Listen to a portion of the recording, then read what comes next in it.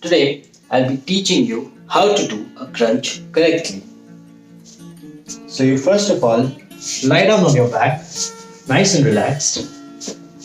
Bring your arms behind your head and lock it. Your elbows should be straight and long, and it should not come close while you are coming up.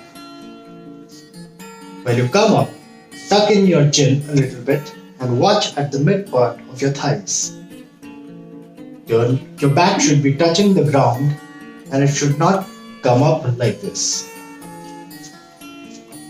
Now I'll demonstrate it to you.